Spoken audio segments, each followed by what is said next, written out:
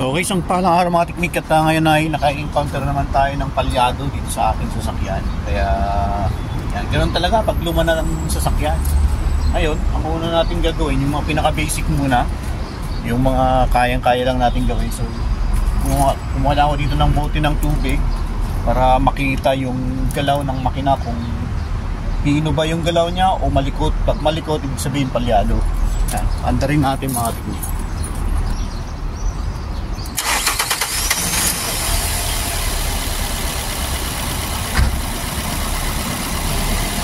Yan pala mga teknik, medyo pan na siya, oh.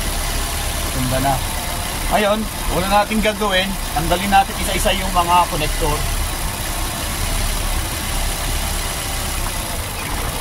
Good.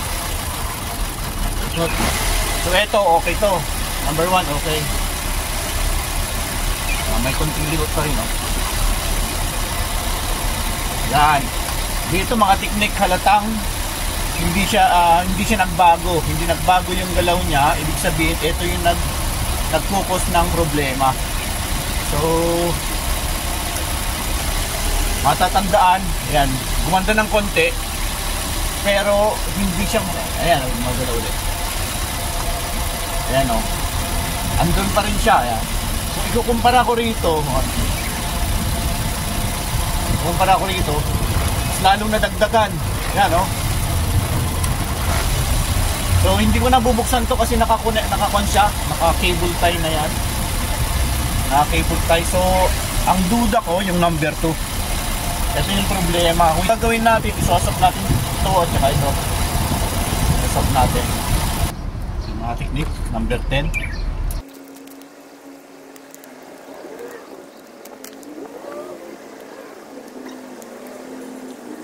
Ito yung may problema mga technique. So, suspect yan ang unang suspect natin. Eto muna, coil. Kung okay tong coil, ibig sabihin sa loob o yung sa akin yung ECM.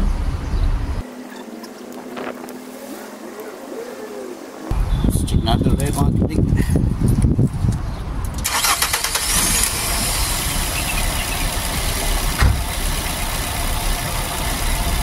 Yan, kung makikita nyo, atin lang po to.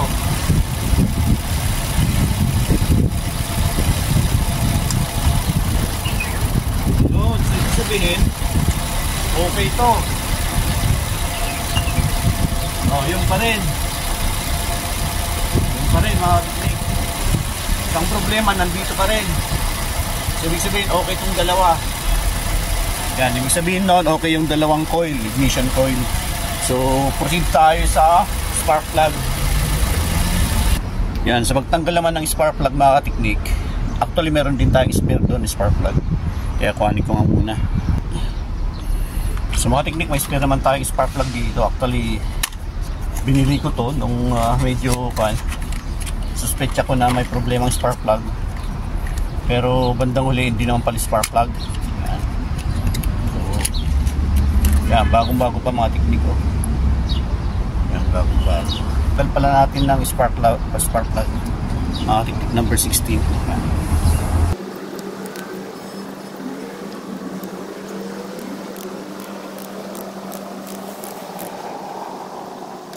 Dito mga technique, meron tayong hose na pang tanggal kasi ito hindi ko makapit yung spark plug mga technique. So gagamitan natin ngayon ng hose para ipadikit natin dyan.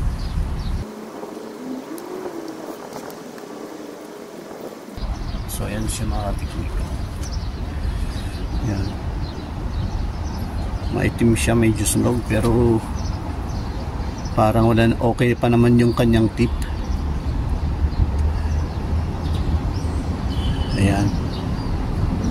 So try lang natin palitan mga teknik ng bago. Oh, bakit naglalangis to? Kunting langis-langis ah. So ito yung bago mga teknik. Ganoon din. Lagay lang natin na ganyan.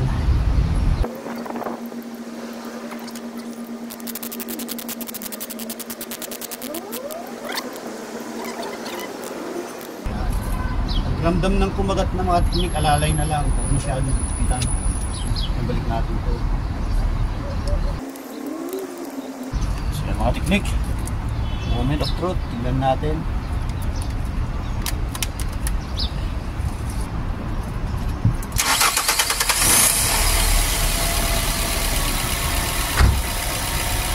Yan, medyo makalma siya ngayon mga teknik. Sana yun ang solusyon. Yan, kalmado siya. Ngayon, tingnan kung tanggalin to. Ayun. Ayun, nag-shaky siya. Nag-shaky siya mga teknik. Yan. So, sana yun na yung kanyang solusyon. Ayan, kalmado na yung kan ngayon, yung tubig. Hindi na shaky. Obserbahan natin. Ayan mga teknik, kalmado lang siya. Ayan. Thank you Lord, sana yun na improve, sana yun na yung solution niya. So tanggalin ko pa ulit. Ayan o, nag-shaky siya. Ayan, tumitino siya. So salamat sa Panginoon, sana yun nga yung kanyang problema. Pero under observation pa siya. Thanks God sa wisdom. At ayan mga teknik, ganun lang yung ating kandyan ha. Diskarte ngayon, ibabalik natin siya at magte-test drive tayo.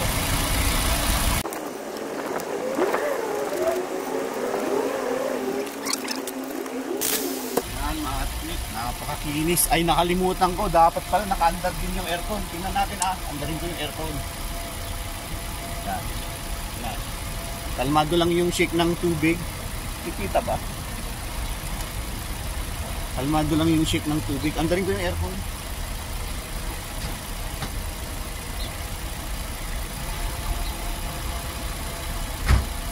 Yan.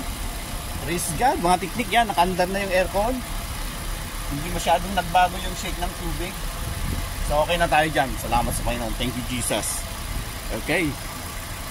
Mag-drive tayo. Hindi ko muna ibabalik yung cover. So yan mga teknik. Mag-drive test tayo ngayon. Ayun no, andar pa lang mga teknik. Ganda. Yan.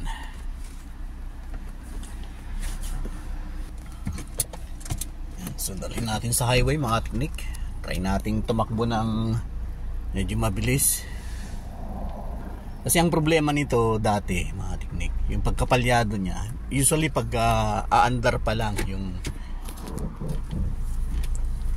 unang pansin ko nga, unang paandar, hirap andarin eh. Tapos ulitin mo, yan na, aandar na kagad. Akala ko nga dati battery yung problema. So hindi pala. Ayan. Tapos nung nalaman kong malakas naman yung kanyang baterya. Kasi yung tawag nila doon, yung cranking ba ang tawag doon. Malakas eh. Sabihin malakas yung kuryente. So ayan mga teknik, ganda yung kanyang kwan. Ngayon, yung isang problema niya, maliban doon, pag naka-idle, medyo magaspang yung andar ng makina. Tapos lalo na pag nagcambio ka na, pag nagcambio na ako, ayun na, pag simula ng umandar, nanginginig. Hindi katulad ngayon, pinong-pino mga teknik. Pinong-pino yung takbo. Pero hindi naman madalas ganoon. Minsan nagiging okay siya.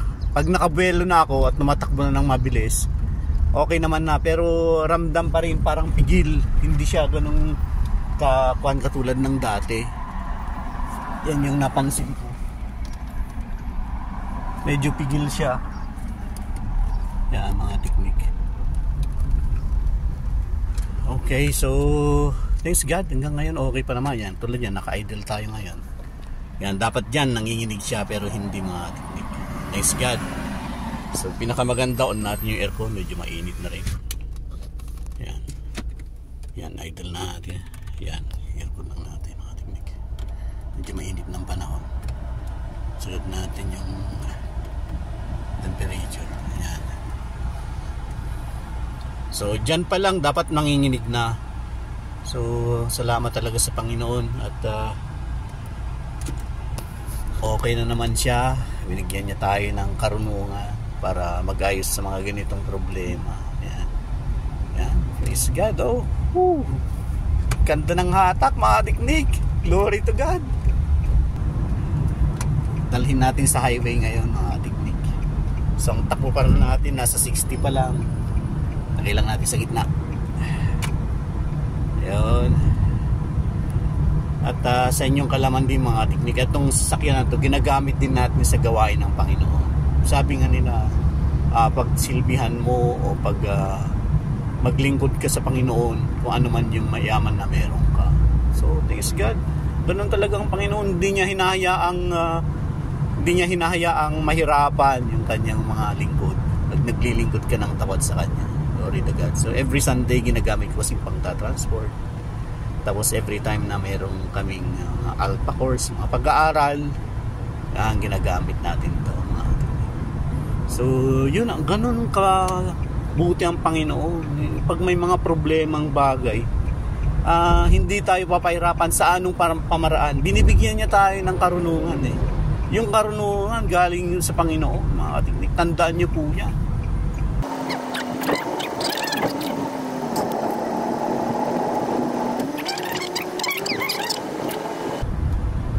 Ayan, naka-80 na tayo mga teknik. 80. Di ba makita?